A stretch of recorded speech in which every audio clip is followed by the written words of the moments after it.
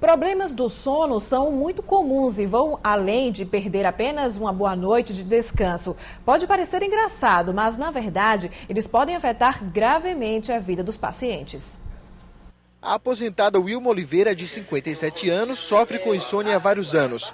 Os remédios ajudam a controlar o sono, mas a ansiedade que a acompanha insiste em interferir nos momentos de descanso. A insônia é uma doença. Agora, enquanto você está acordado com insônia, você não pensa coisas boas.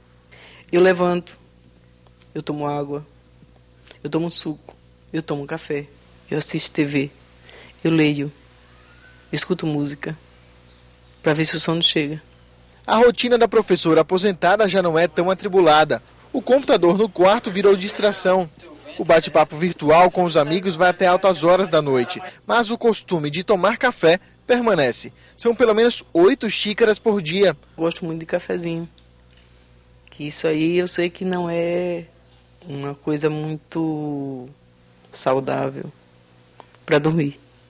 É para acordar. A insônia pode ser classificada como transiente, de curto prazo, intermitente, que vem e vai, e a crônica, que é a constante. É o caso da de Dona Wilma, que vem lutando contra o problema. A maioria dos brasileiros sofre com problemas relacionados ao sono, mas algumas mudanças simples no estilo de vida podem ajudar a combater a insônia.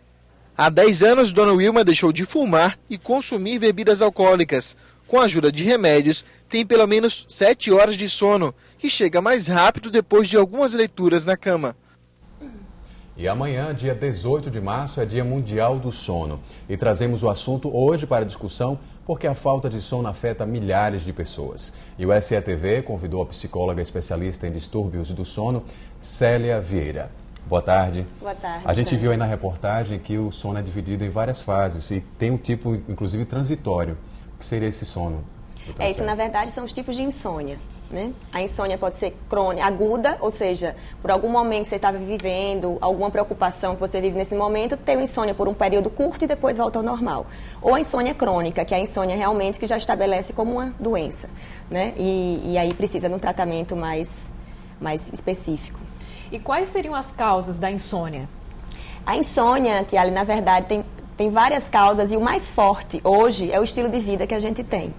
Né? Porque o sono necessita de a gente ter uma vida regular, com horários regulares. E o estilo de vida moderno, em que a gente não tem horário regular, né? Tem horários muito variáveis para trabalhar, provoca muito mais essa questão da insônia. A insônia, basicamente, a gente fala que está relacionada a esse estilo de vida atual. E por que uma boa noite de sono é tão importante para uma pessoa? O sono, Sandro, ele é uma necessidade básica do organismo, assim como comer, assim como beber água. Né? Várias atividades, várias funções orgânicas funcionam justamente durante o período do sono. Fora que, por exemplo, a consolidação da memória acontece durante o período do sono. Né? O sono não serve só para descansar o corpo.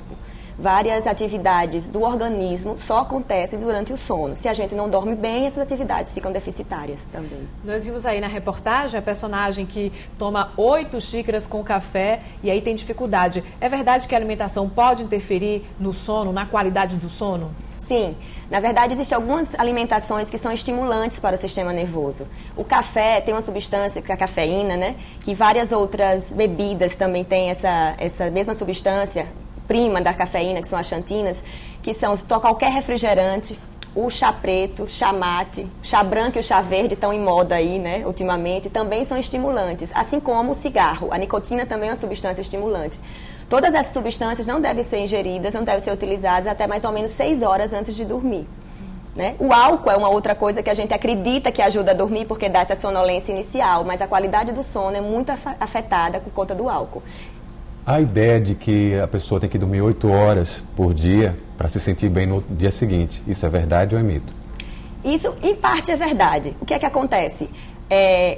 Ao longo da vida, a gente necessita cada vez menos horas para dormir, como uma necessidade orgânica. Vocês podem ver, o recém-nascido dorme praticamente o dia inteiro. Né? Com o passar do tempo, a gente necessita de menos horas. A média para um adulto é de 7 a 8 horas por dia. O idoso já começa a necessitar menos, 6 a 7 horas. Mas não significa que quem dorme 7 horas e se sinta bem, ou 6 horas e se sinta bem durante o dia, está com algum problema. O que vai determinar a quantidade de sono que a gente precisa é se sentir bem no dia seguinte. A gente sabe que os pais de recém-nascidos, né, têm dificuldade de manter uma noite tranquila de sono. Nosso colega Sandro, por exemplo, acabou de ter um filho, está de parabéns. Obrigado, Sandro, como é que tem sido essas noites? Olha, quem passa por essa experiência, já passou, sabe muito bem que é de muito sono e pouco tempo para dormir, né? Então, psicóloga, existe alguma estratégia para que os pais possam equilibrar, para que o sono nem de um nem de outro saia prejudicado? Na verdade, esse começo, tem quanto tempo o seu bebê? Semana. Uma semana. Esse começo, a criança ainda não tem a capacidade, a maturação neurológica para conseguir estabelecer que de noite é hora de dormir e de dia é hora de ficar acordado, né? Essa maturação vai acontecer a partir dos 3 meses de idade. De 3 e 6 meses, a criança já tem a capacidade de dormir a noite inteira. Até lá, o sono da criança, o sono do bebê, a gente considera o que a gente chama de um sono polifásico. Então, a criança passa um tempo dormindo, acorda. Por que ela acorda? Porque está com fome ou porque tem um incômodo de trocar a fralda. Depois volta a dormir. Nesse período, os pais que precisam se adaptar, na verdade, à necessidade da criança. Mas você já pode preparar para que a criança, quando chegar nessa maturidade, consiga dormir bem. Como?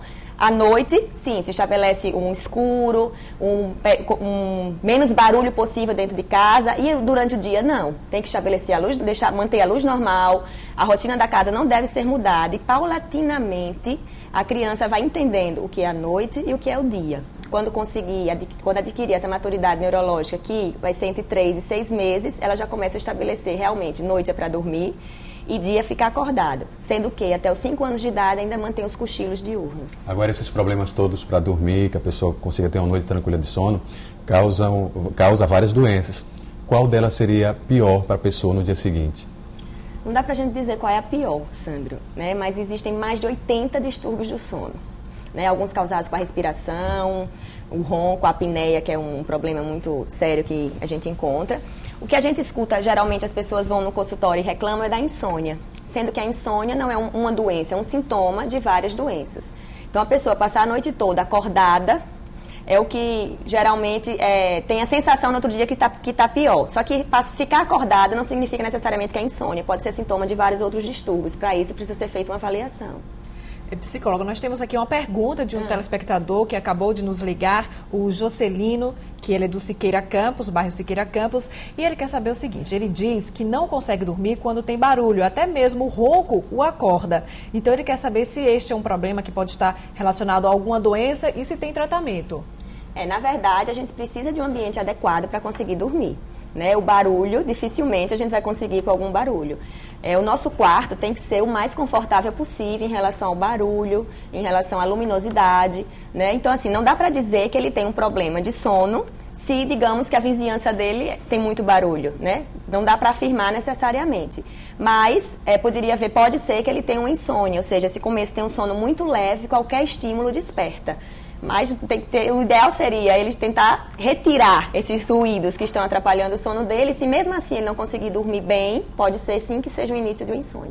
Então ficam aí as dicas para o telespectador dormir melhor. Exatamente. Psicóloga, a gente agradece a sua presença aqui. Obrigada a vocês. Muito obrigado e boa tarde. Obrigada, boa tarde.